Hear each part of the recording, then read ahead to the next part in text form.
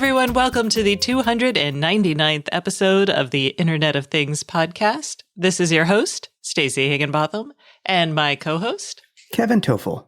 And we have a very in-depth show for you today. We're going to be talking about Amazon Sidewalk and LoRaWAN, a nutrition label for connected devices, also a nutrition label for apps, plus NIST guidance on IoT security. So lots of labels and security talk this morning. We're also going to be talking about a smart water heater integration that is going to do big things because it's part of Amazon's Energy Hub. If you don't know what that is, we're going to tell you. Amazon also announced live translation for Madam A, and we're excited about that. We've got a bunch of devices to talk about, including yet another one from Wise, Flick buttons, and Google has made routines a little bit more human-friendly. Yay.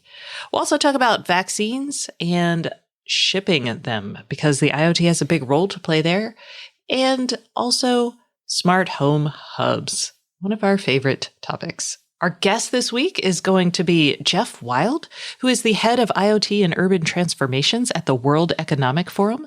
They have a new report out, and while we're not going to be able to go to Davos this year, we are getting some of the insights on the show. You'll also hear from one of our sponsors, Calyx, and let us take a moment to hear from another one of our sponsors, Plume.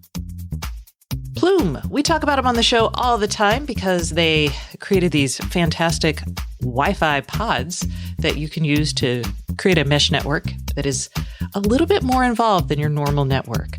The company just announced that they are in 20 million homes and counting. Plume has created the first consumer experience management platform that enables communication service providers to serve subscribers an ever-expanding bundle of smart home experiences while gaining visibility and actionable insights to successfully grow their businesses. Plume now powers more than 20 million homes globally. They have over 150 CSPs relying on their platform to deliver hyper-personalized smart home harmony to their subscribers. If you would like to hear more, you can follow on at plume.com. Alrighty, let us go from Wi-Fi networks to LoRaWAN networks, or maybe it's Sidewalk networks. The problem is people don't know. And it is becoming a challenge. So this is a really interesting story from Enterprise IoT Insights. And I feel bad that I didn't talk about this because I didn't know what was happening. But there's a couple things at play here. Amazon, when it announced its low power wide area Sidewalk network, they talked about it being a proprietary sub-gigahertz network. Boo. And what? I know, so many words. No, you said the P word. I don't like proprietary. I know you hate the P word. So basically what Sidewalk is it's a network that can run on batteries. It sends relatively small amounts of data over really far distances. You get enough nodes in this network and you have basically coverage over a wide area. And it's exciting for things like trackers or I think you could do like weather sensors. You could just easily leave them out places and they wouldn't consume as much battery power. There's a lot of possibility here, but the first possibility is probably trackers. Oh, or like the mailbox sensor we talk about, right, or the driveway sensors or the gate latches that all of you email us about. So that's what Sidewalk is. Sidewalk uses a chip from a company called Semtech. Semtech makes a 900 megahertz chip that is used in LoRa networks and LoRaWAN networks and in the Sidewalk network. What they have in common is that radio. What they don't have in common is the software that encloses like the packets that let them talk to each other. So if you have a LoRaWAN network and you have Sidewalk enabled devices, the two will not talk to each other today. Even though they're meant to accomplish the same thing. Yes. But what is exciting is the LoRaWAN Alliance is like, Amazon, man, why are you doing this to us? Come into the LoRaWAN fold. And Amazon was like, hey, we would have, except y'all didn't have the things we needed because LoRaWAN was really focused on enterprise use cases as opposed to those in the smart home. So Amazon was like, that's why we built Sidewalk and we made it proprietary because y'all don't have what we need. So LoRaWAN's like, hey, or the LoRaWAN Alliance is like, hey, Amazon, let's talk. And Amazon's like, all right. So that is what's happening right now. I'm also going to throw in a little curveball because in addition to LoRaWAN, there is just LoRa. LoRa is its own spec that is close to the LoRaWAN spec, but again, not interchangeable. So a lot here.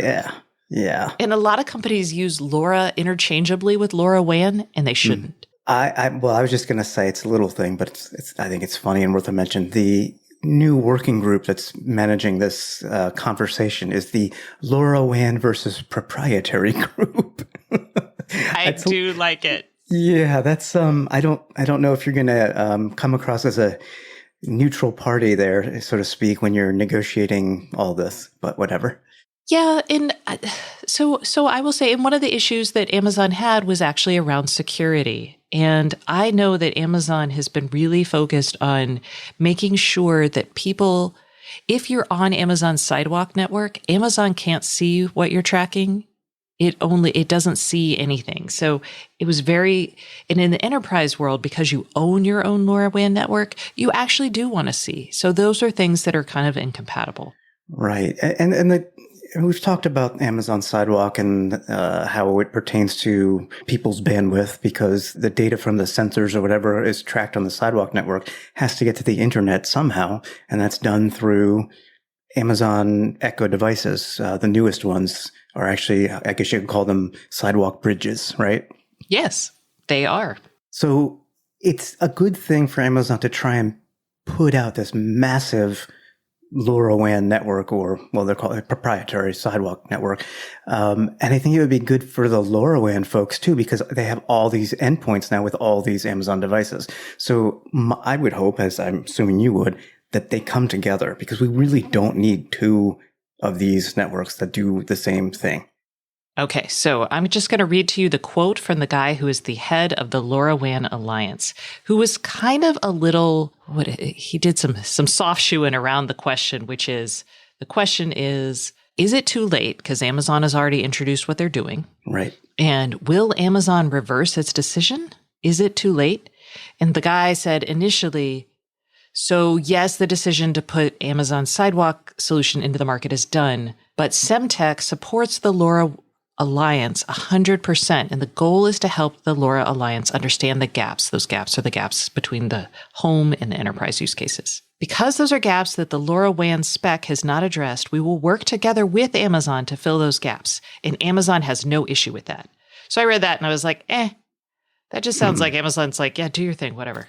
We'll contribute. That's not positive.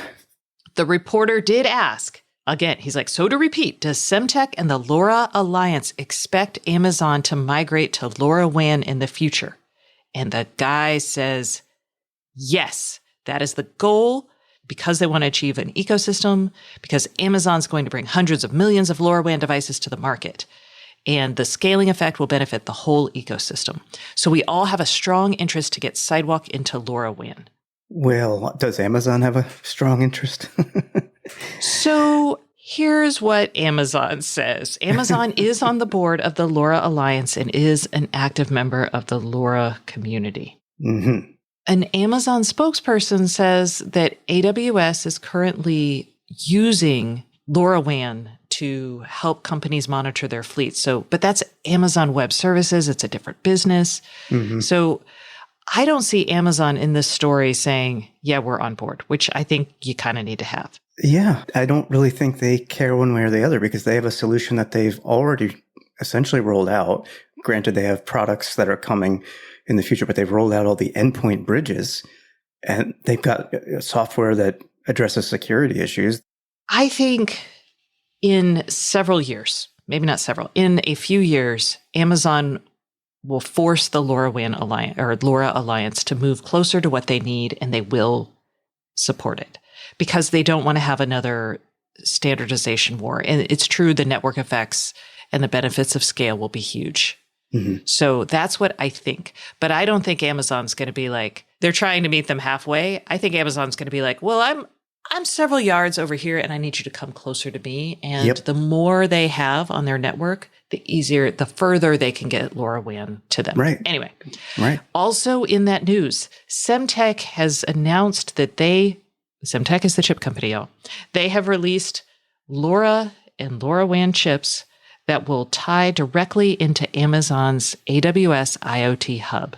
What this means is now if you want to deploy your own enterprise network, you don't have to actually host your own networking server. You can just pop things directly. It'll talk directly to IoT hub, which makes it just a little bit easier to establish and build your own enterprise or small business LoRaWAN network.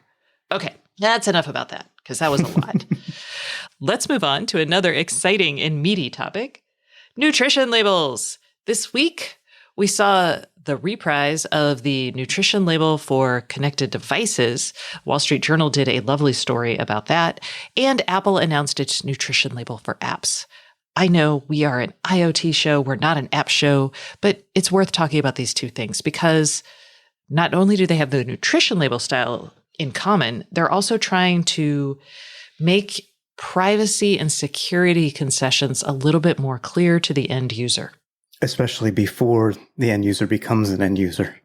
Right. They want to do it before you actually buy the product or click to install. So we'll talk about the Wall Street Journal story first, simply because y'all are familiar with it. Back in June, we had Lori Craner, who was the director of SciLab at Carnegie Mellon. And we actually talked about this. They released a nutrition label that shows you when you buy a smart device, it offers several things. So it's like, hey, here's how we protect your security. And it'll talk about things like what kind of passwords they require. Do they do over-the-air updates? They have a label on there for data practices. So they'll say, hey, we collect visual data, we collect health data, we collect location data or whatever. And it talks about the sensors on there, if the data is stored on the device, if it's stored in the cloud, and who that data is sold to.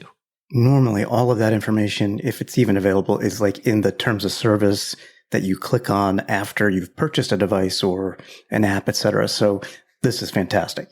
It is. It's really user-friendly. And then there's also there's a QR code that you can click to read even more. Dun, dun, dun. So exciting. It is a lot. I can't wait to see how this works. I don't know of any companies that are actually using this today, but I would love for them. No. So that's that. That's not in use yet, but I think it's important and I would love to see more. Now, what is in use today is, as of this week, Apple's nutrition labels for apps. Kevin, you want to talk about those? Yeah, and this is actually a topic that's near and dear to my heart because I'm testing some data privacy strategies. I have been for several weeks. And one of the issues I found is trying to figure out what data an app collects, what trackers it might have, and so on. And so Apple has basically implemented these nutrition label for apps, and the developers have to do their part, and they are responsible for handling all the app privacy questions. But now, before you actually install an app from the App Store, it will show you what data is collected, where the data goes. There's all kinds of health research disclosures for the health apps, financial disclosures for the finance apps, and there's a whole laundry list of standardized types of data that an app maker has to say, yes, we have access to this and here's how we use it. So that's great. And although this is not news like this week's Apple nutrition labels, there actually is a third party for Android users that does the same thing. If you go into the Google Play Store and search for Exodus Privacy, it basically is the same type of information, only for Android apps. I wish the Google Play Store itself would do this, but it doesn't. So before you download an app from the Play Store, go into your Exodus app and it will explain all the different trackers and phone permissions in advance before you actually download the app. Got it. Okay. Well, I'm going to totally do that because I'm trying very hard to maybe not go as hardcore as you, but I do want to establish like a little bit of a baseline.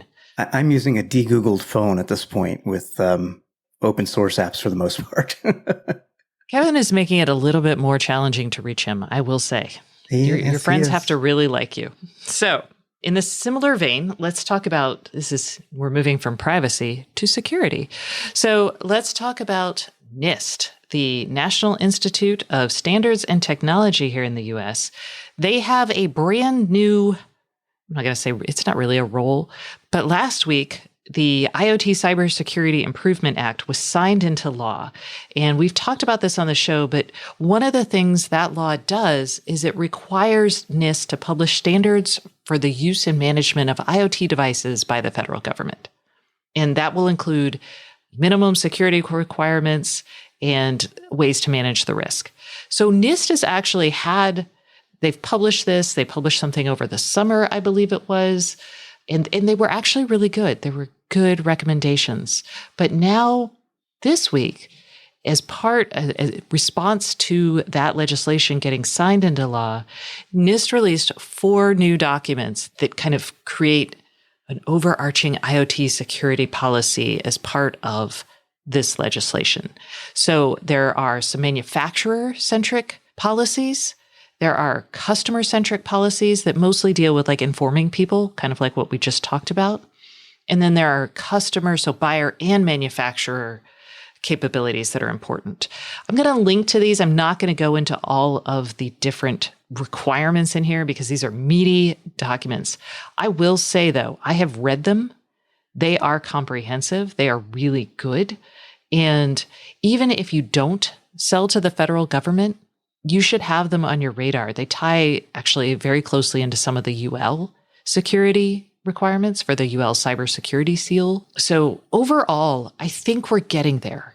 And I think most manufacturers are adopting these things. And now the next step is for us as consumers to say, oh, these are good and these will protect me at this level. And I want to buy devices with that.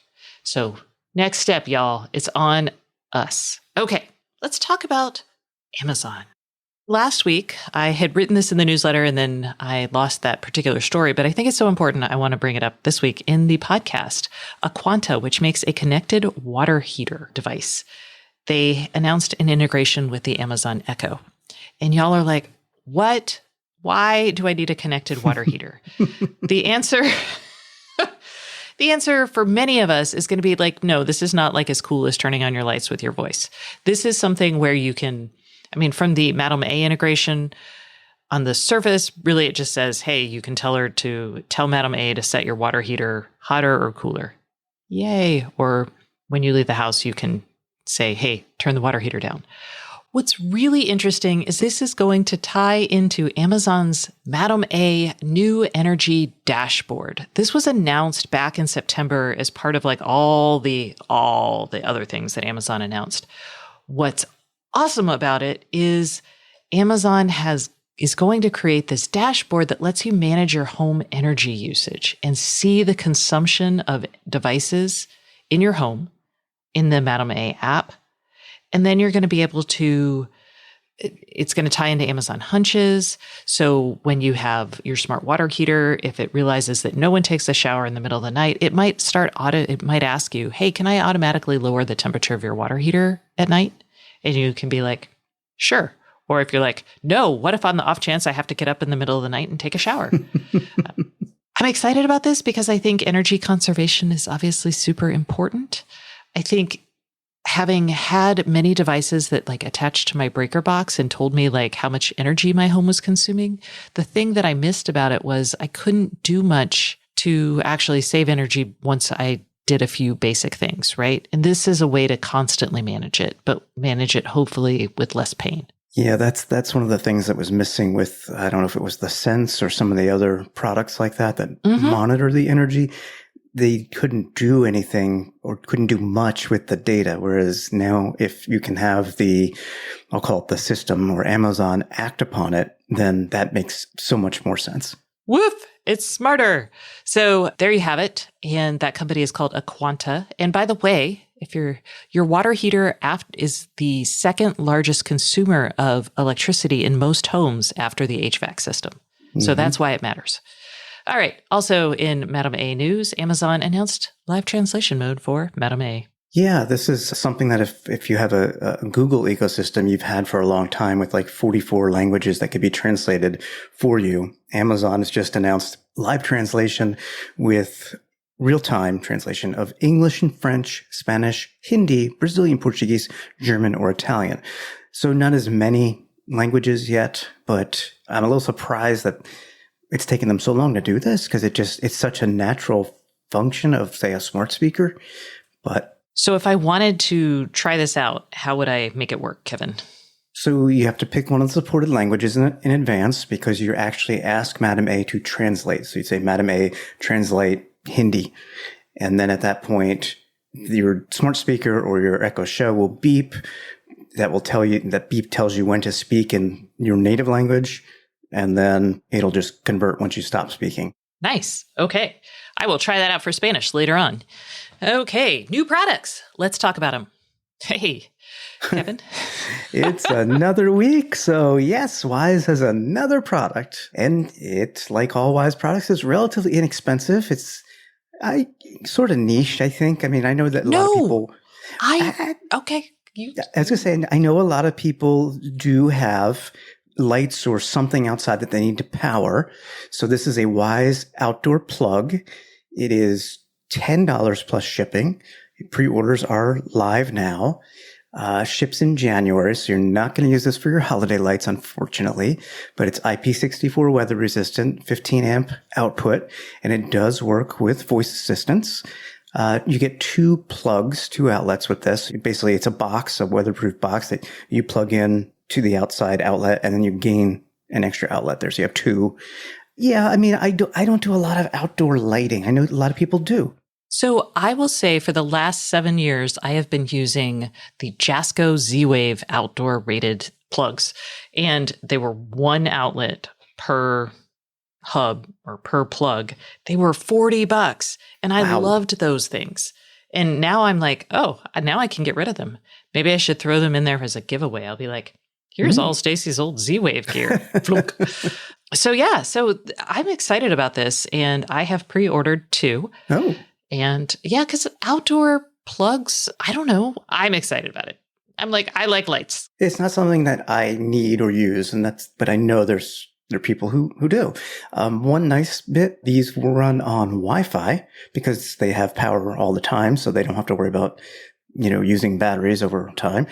And there's a built-in photocell sensor, so you can use ambient light to turn things on and off. Nice. Okay. So let's talk about Flick. Buttons. Who's got the buttons? So I thought we talked about this, but Kevin says we didn't. So Flick makes buttons, smart buttons that tie into IFT, Amazon, Google, HomeKit. Well, the new ones tie into HomeKit. Before then, they did not. So these are little clickable buttons. They are about $30 a button. There's also a hub if you want it, and that'll give you like remote control of the button, voice control of the button. I'm also kind of like, why would you need that? But right. You could just buy the buttons and they work on Bluetooth or to click to things, or you can use the app. And I have not played with them because I really hate the idea of a hub, but I'm pretty sure the hub is going to give me more capabilities, especially when me and my phone are out of the house. But 3 buttons is $80. A 3-button plus hub kit is $180 or $160, I believe, if you buy it now. It will not ship in time because these are in high demand. The fact that these new buttons work with HomeKit is very exciting for a lot of people. Mm-hmm. And the buttons, you can press them once. You can do a long press, and I think you could do a double press. So you can do you can control 3 scenes or whatnot with the buttons. Yeah, and without the hub, if you don't need extra functionality, because they're Bluetooth buttons, they'll work with the app on your phone or your tablet or whatever you have installed. So I think the hub's a tough sell, but that's just me. Yeah, I don't know. I'm on the fence. I'm like, should I buy them, try them, give them away if I don't like them? I mean, I don't know. All right. I'm in the to flick or not to flick category at the moment because I do love buttons. I am a button fanatic. I just bought a button actually to call my daughter down. We had been using the Amazon Echo because she has one and loves it in her room. And we used to drop in on her and just be like, hi. But she's a teenager. We didn't love the fact that when we drop in on her, we can hear what she's doing. It felt more intrusive. Plus, she startles easily and it always freaked her out. So now she's got Lutron lights overhead and a Philips Hue bulb in her little desk lamp. And so what we did is we use the Google Assistant and we're just like, we turn on and off her lights. And she likes that much better. So we just toggle them on or off, and then she comes out of her room. It's a little annoying when you're making dinner and you want to call her, because then you've got to touch I guess we could just tell, we could speak it. Yeah, I was just going to say, think about that. use the intercom feature. Well, so our kitchen is a Google device and her room is an Echo device, and she doesn't want a Google device in her room. She likes the Echo. She has a first generation Echo, and I swear to God, we're going to pry that, out of her hands at some point. It might, until it dies, it's in her room. Somebody needs a Nest Audio for Christmas. No, she does not want, bless her heart, because she's 14 and she's very focused on environmental use. Okay. And she doesn't want, this works. Right. Don't mess with it. She gets very angry with me actually for buying new stuff. Anyway, That's a whole side thing. Okay. So I was debating the flick for creating a physical button for that, but because I've got the Lutron, I want to tie the Lutron and the Hue together in a toggle switch. And that would work, but to get Lutron to that, I need to do it through IFT, and it just felt like a lot. Mm-hmm. So now I'm just toggling on. I bought a Pico remote to just do the overhead lights. Okay, that was a lot. Let's talk about Google's. Yes, we're gonna zip through the rest of this show. So Google has redesigned their assistant routines. They have. This is like the second revamp in a very short period of time, but I think it's one for the better. There's a new floating action button when you want to set up routines, and it's more prominent to have sunset or sunrise as your trigger event. So it's a little bit more intuitive than it was before. Yes, and we love that. Okay, so, COVID tracking. All right, one of the things I've been really excited about is the vaccine. All of us are, but I was really excited to dig into this idea of, a lot of the vaccines need to be kept incredibly cold, like negative 80, negative 94 degrees. I can never remember because some of them are in Celsius, some of them are in Fahrenheit. The point is super cold. And this is limited supply. This is a high value thing that needs to be tracked. And this is what IoT was made for. This is like IoT's like, it is my moment to shine. And so we're seeing companies like a company called Tive just got 12 million in funding to help track shipments for vaccines. Pfizer built their own with GPS sensor and a cold sensor. And this is awesome. And Forrester just released something. So what did that say? Yeah, they were talking about FedEx's SenseAware ID, which actually was developed to monitor shipments back in 2013. But now they've changed the sensors to Bluetooth Low Energy. And more important to me is something in the Forrester article about the Air Transport Association says that 25% of vaccines lose effectiveness due to shipping challenges. Yikes! Yeah, we cannot afford to have 25% of a very limited global vaccine to lose effectiveness. So yes, and so now we can know when that's happening. The real question will be, what can you do about it? But, given the importance, knowing when it's happening and having a person who's on site on the plane or whatever to help address it it's a situation where that could happen because it's so important. Right. The FedEx sensor actually transmits location and temperature data every 2 seconds. So it's not like every 10 minutes kind of thing so it'd be too late to do anything. Run, get ye to the cargo hold.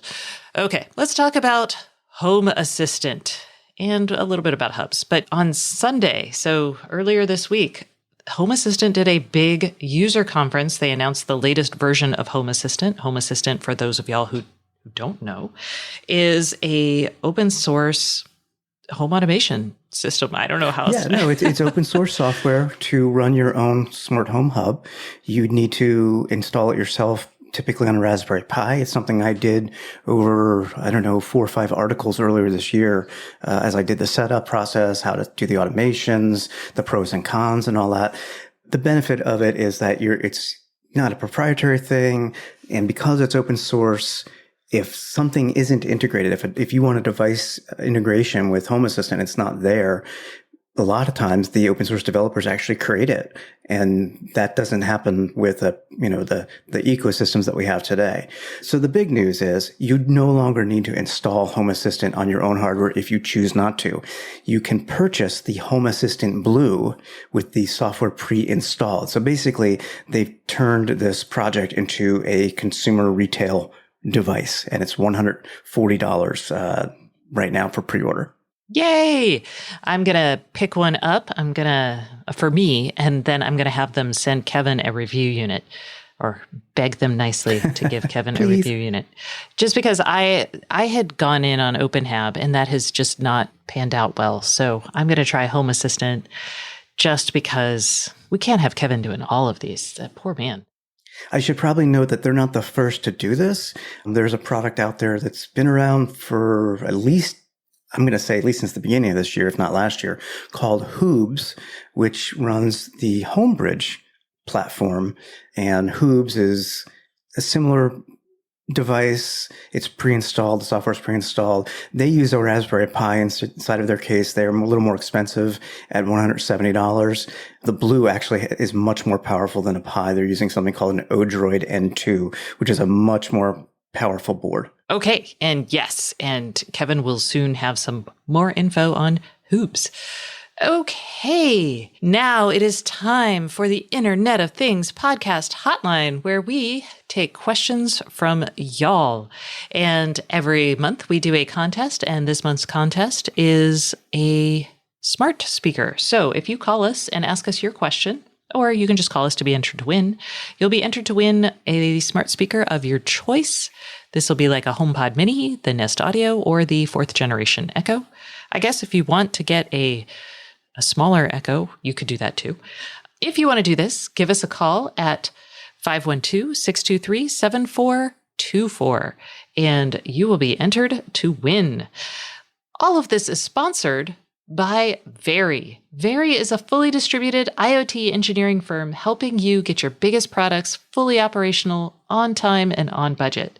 You can discover what Very's multidisciplinary teams can do at www.verypossible.com. And let's hear this week's voicemail. Ba-ba-ba-ba.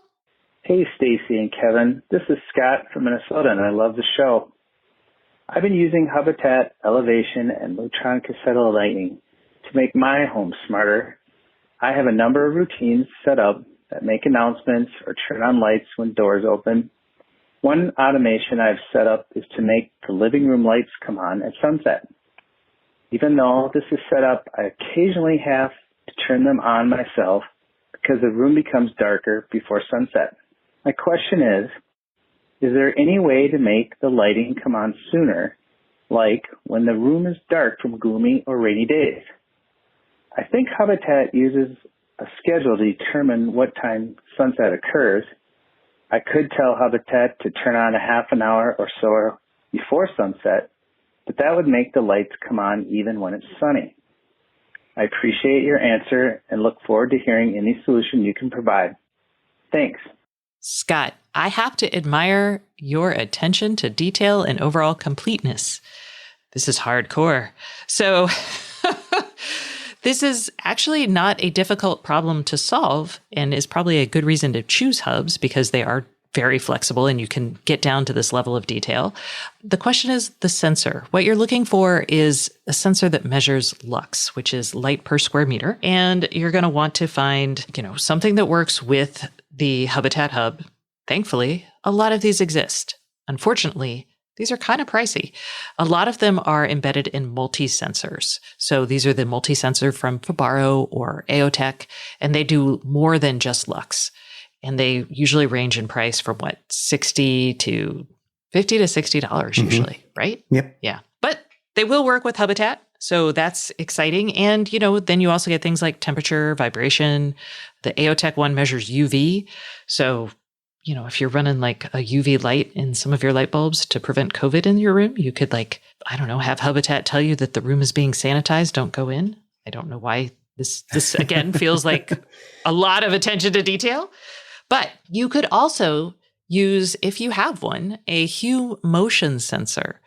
And the Hue motion sensor measures lux, and it actually measures lux one of the things when you're dealing with light sensors is you want to see how often they measure it. So if they're measuring it every 10 minutes, that's probably not going to that's a little clunky. But Hue measures it every once a minute or maybe even more often. So you're going to go in, you're going to install the driver for the Hue sensor, and you're going to pull out the lux information, and you're going to want to use that as the trigger to help you get the lights on earlier on those cloudy days. Right. Using the rule machine in Habitat, you can configure that to use the lux as input, and then maybe you can still want to go with your sunset rule as well. You can combine the two. Say, go on at sunset if the lux sensor is still reading high light 15 minutes before sunset. That way you don't have that 15 or however many minutes of light on when you don't need it. Yes. So you'll probably need to play around to figure out the right sensitivity, because lux is one of those things where from low to less low, it's a big jump. And then as it gets brighter in the room, it's less noticeable. Less noticeable. Thank you, Kevin. So that is our advice to you, and good luck with that project, Scott. If you have a question for us, we would love to help you.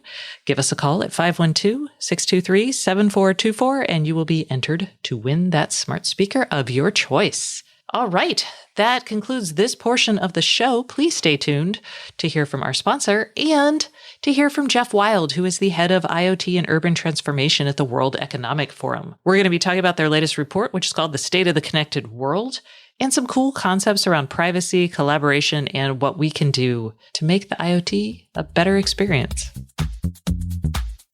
Hey everyone, we are taking a quick break from the Internet of Things podcast for a message from our sponsor. This week's sponsor is Calyx, and I have Pam Ferguson here to talk to us. All right, Pam, can you start with telling me a little bit about Calyx? Absolutely, Stacy. Calyx is 100% focused on enabling service providers of all sizes to deliver amazing experiences in the home. These experiences range from cloud-driven and actionable insights to systems and services. Our CSPs can deliver future-proofed autonomous fiber networks that provide their subscribers with amazing experiences all the way to the connected devices you and Kevin talk about all the time in your shows.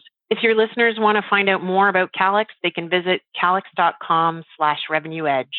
So Calyx is enabling CSPs networks from access all the way to the end subscriber's home Wi-Fi network. What does the ever-increasing number of average connected devices in the home mean to Calyx? As you're always reporting, there's no shortage of devices in the home. U.S. households own an average of 11 connected devices right now, including 7 with screens to view content. We saw Black Friday and Cyber Monday continue this trend, bringing even more devices into the home. And we are not even at Christmas yet. These stats in mind, Calyx is focused on enabling our customers to respond through cloud support tools and subscriber-facing apps that can support and manage that proliferation of devices in the home. Beyond CSP-focused tools, we offer tools to them as well for their subscribers. Our subscriber app as one offers parental controls, including device and application prioritization rules, to help subscribers manage access to their devices and their network. Everything for us is about setting the service provider up for success to manage the home network environment and make it a great experience for their subscribers. So I understand you announced a partnership with Servify at your recent Connections event. What's that partnership all about? Yes, we announced a partnership with Servify. They're a leading provider of advanced device management and protection services for all types of connected devices. This new offering will be integrated with our existing platform and our subscriber-facing Command IQ app, enabling our CSPs to offer an unprecedented level of support and peace of mind to their subscribers with device warranty protection. As a new addition to our application suite or our suite of applications, the Servify offering will be pre-integrated and will be easily included as a new subscriber offering. We're pretty excited about bringing this to market in the first half of 2021 and further establishing the service provider as a central source of great experiences for their subscribers. Thank you, Pam. Can you remind people where to go to find more information about Calyx? If you work with a service provider, you can go to calyx.com/revenueedge. If you're an end consumer and want to learn more about our awesome Blast Wi-Fi 6 systems or our subscriber app, Command IQ, you can check out blastwifi.com, a site we created to help consumers understand our offerings and direct them to one of our nearby service provider customers.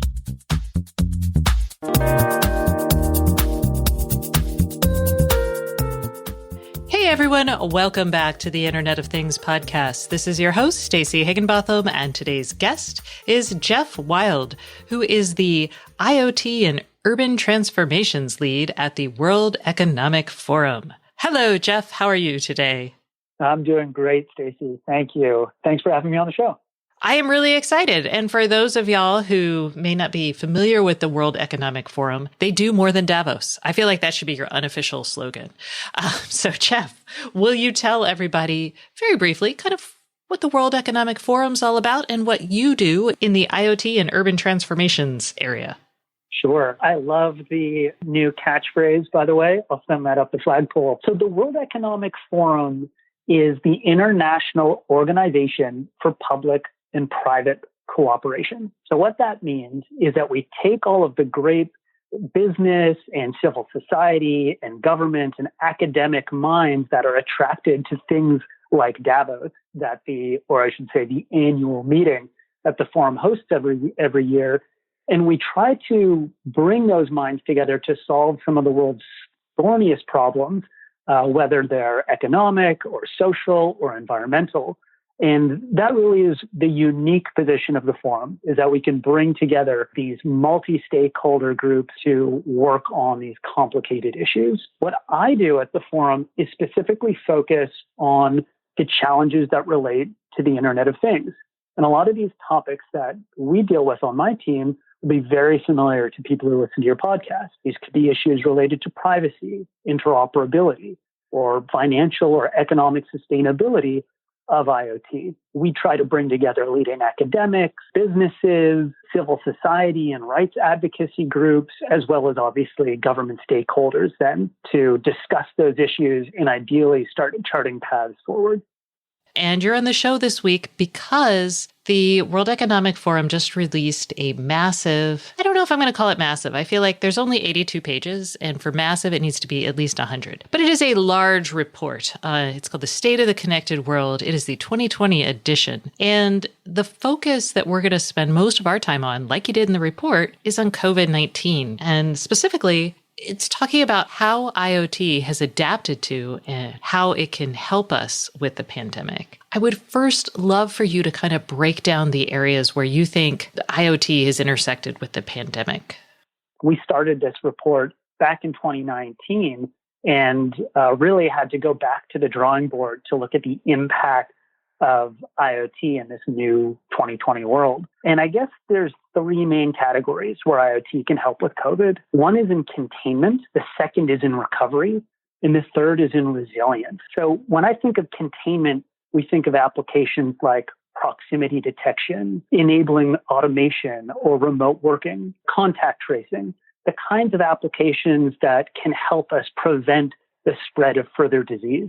The second bucket around recovery are things like that cold chain monitoring for vaccine distribution, or even some of the new research looking at how wearable devices can detect COVID and help people manage their illness better. And then the third category around resilience is taking what we've learned from this particular pandemic and being better prepared for the next societal shock, whether it's a pandemic or an economic catastrophe or global warming.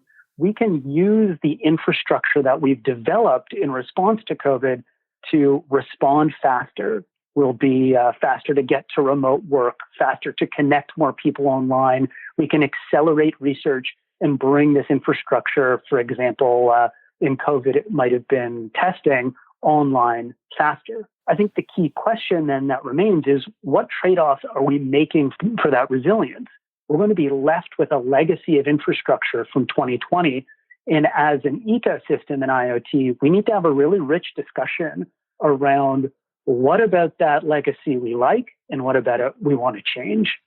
One of the big things in this report was about collaboration. And I think this is really important in all aspects of IoT because it's an ecosystem. It's interconnected. That's kind of the beauty of having an Internet of Things. It's all the things talking to all of the other things. Because you're talking to so many different types of organizations and working with so many people across academia, private companies, how should we be thinking about collaboration in response to COVID and using IoT to help us with these three areas? So I think the question was, how do we think about collaboration in a post-COVID world, and in particular in IoT? And you've hit the nail on the head that what is unique about IoT is that it spans industries and technologies. It is almost by definition this complex stack of technologies. And so at the forum, we do our best to bring as many of those perspectives together as possible. And what we found is that we needed to have an exhaustive perspective of how these different stakeholders in IoT view what the key problems are so that we even knew where to start. And this Global State of IoT report is our first attempt at collecting those exhaustive perspectives. Now, what you may find at first is somewhat obvious, that the two key risks that were raised through our discussions focused around things like security and privacy. That probably won't be a surprise to our listeners. However, what may come out as slightly different is that we also identified that there were a fair number of initiatives already in place working to address privacy and security. However, where we're lacking in a lot of initiatives is around social benefit and equity. And so in terms of where the forum can focus our collaborative effort over the next few years is starting more multi-stakeholder efforts that will close the digital divide, that will bring IoT to more people who could benefit from it and can close some of the social equity gaps that we see in other kinds of network technology. Okay, so let's dig into this a little bit because most of us, especially coming in the wake of like Amnesia 33 and debates over things like, hey, is Amazon protecting my privacy? We might be like, no, I think privacy and then security are still really important. You're saying that we're already working on those, both, I'm assuming, things like efforts by UL and then things like laws such as GDPR or CCPA. Is that kind of a fair way to look at what we're doing on the governance side around those things? Absolutely. And I should say that the forum is not proposing that we trade off. They're working on security and privacy for the benefit of equity. And in fact, most of our initiatives are still focused on those major risks. And I think you've nailed it, that what we need is a trustworthy IoT. And if we go back to your question around collaboration, one of the projects we're working on is called the Trustworthy IoT Coalition. And the intention here is to bring together stakeholders in the security and privacy space to have a dialogue with representatives from Consumers International and other advocacy groups to try to create really the most trustworthy IoT that we can get. And there's two parts to that. The first part of having a trustworthy IoT is that it has to be safe and it has to be secure, so it is worthy of consumers' trust. And then on the other side, we need to have more mechanisms for consumers and users to understand how that works. And that can be everything from outreach and education to things like harmonizing labels and trust marks. I do feel like we're getting someplace. I don't think we're there yet. And I also feel that some people are just not that interested in understanding how this stuff works. And so we have to still protect those people. But let's go into this idea of equity, because we don't really talk about this at all on the show. And I feel kind of bad about that because I do think that one of the I'm just going to go with most awesome aspects of IoT is that when we can see what's wrong with the world, we can start to try to change it. We just need to have that drive. And right now I'm realizing that, we need to talk more about, the drive. How do you plan to attack that very large problem? It's a great question. And I couldn't agree with you more. There's an old adage in business that if you can't measure it, you can't manage it. And I think IoT is a great enabler of measuring so we can manage. However, some of the challenges that, the way that we measure things can reflect our own bias. And COVID-19 has shone a real light on inequity in our society. You can see who's been most affected by the disease are African American and, Latino populations here in the U.S. Who don't have the same access to healthcare. And so the question is, can IoT help to address some of those? However, the way we measure some of those issues today continues to reflect societal bias. I was speaking with one researcher who was running a wearable study who is explaining that less than 4% of their study population were people of color. And this is in a country where the minority of people contracting the disease were people of color. And so there was a risk that the detection algorithms that they were training were going to reflect this bias in their sample set. So going back to your question of what can the forum do to try to address that, one is around inclusive design and inclusive voices. Can we have representatives from communities who are otherwise left out of research, otherwise left out of system design, included in some of these dialogues and consulted so that we can earn their trust and, bring them into this work? And I think that will benefit both those communities, but also the IoT ecosystem and industry by opening up new segments of the market, really. I think we are making real progress there. I was reading about the efforts to make the vaccine and how heavily the companies behind it really tried to recruit people from older groups, from African American and Latino groups, when normally they hadn't been represented in the sample sizes. So I'm encouraged by things like that. Hopefully that will trickle down to the IoT, and I'm glad y'all are working on things like that. So let's move forward and think about what people already have in place and what they're doing. So private companies have really been using IoT, especially around remote work. We're seeing it in terms of like vaccine distribution. I've been very excited and awed by the supply chain logistics of shipping that many doses of vaccine around the world at such cold temperatures. So what can we learn from the private companies who are adopting IoT and trying to solve for some of these issues? Well, I'll provide some examples from a project I'm working on called Accelerating the Impact of Industrial IoT for Small and Medium-Sized Enterprises. This is in partnership with the Ministry of Economy of Brazil and the state of Sao Paulo. And now we have 6 other countries involved. What this is looking at is how small and medium-sized industrial companies are using IoT. And then obviously in 2020, we've had to look at how COVID has impacted that. And what we've really seen is a shift in use cases from machine health to human health. So companies that previously were prioritizing their IoT investment in things like condition monitoring or throughput are now looking at applications like proximity detection or automation. The pain points, whether they're implementing IoT use cases for machine health or human health, remain pretty similar.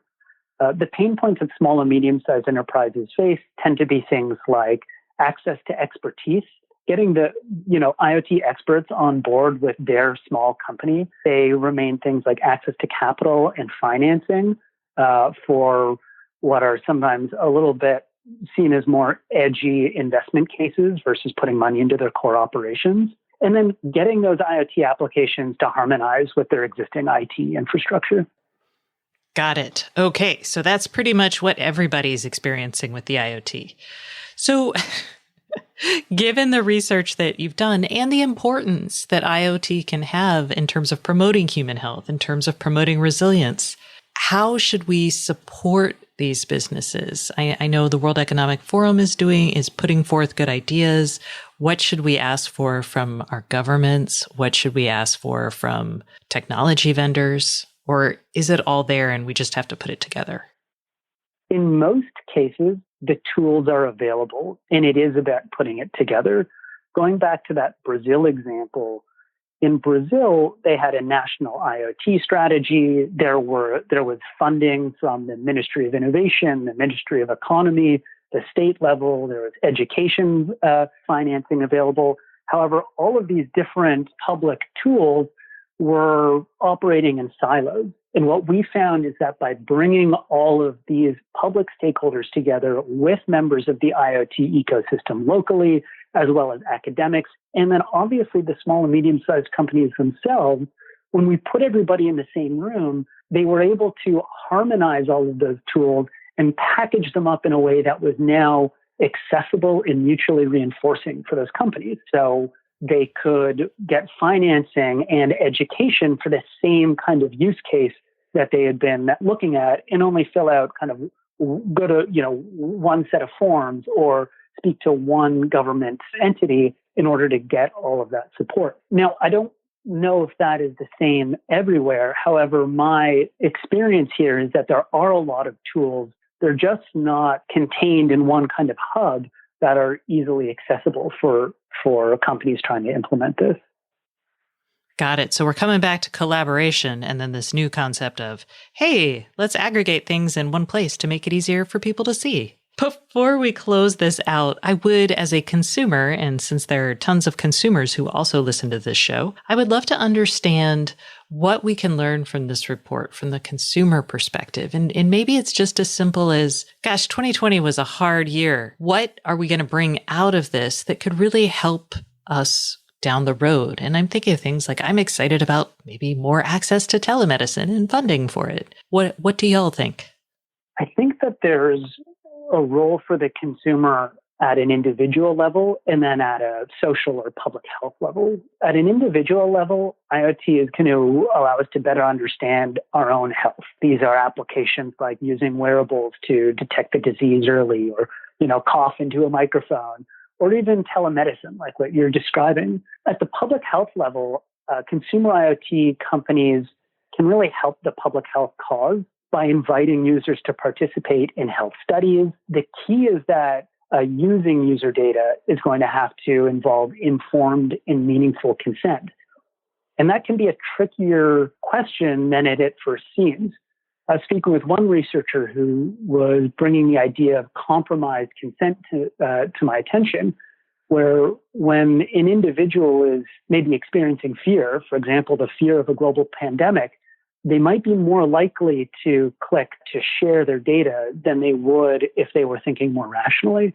And so that is, I think, the role of something like our report can help a consumer think some of those issues through. I like that. I almost feel like compromised consent is like light. It's coercion light. And I agree. It is a problem. And I think one of the ways to solve this is things like, hey, letting people retroactively pull consent from things when it's over. So, for example, with the contact tracing apps, I think right now I have my Washington State Notify app downloaded on my phone, but in a year or two, I probably will turn it off absent a need for it. Thinking about having that ongoing conversation between you and a service is something I think we're going to have to get used to as consumers of IoT products and services.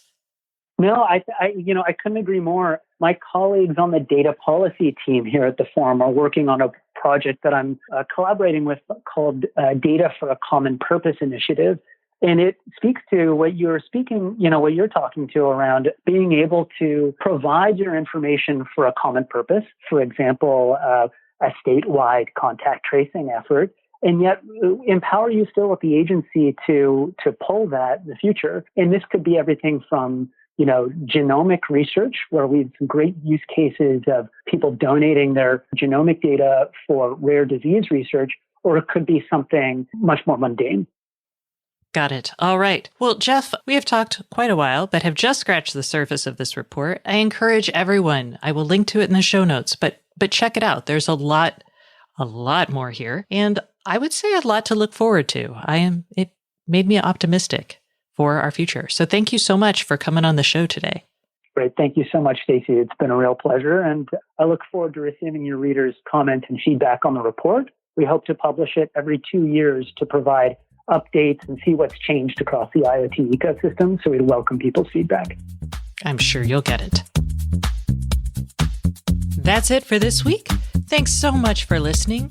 And remember, if you'd like more IoT news, sign up for my newsletter at stacyoniot.com. We'll see you next week.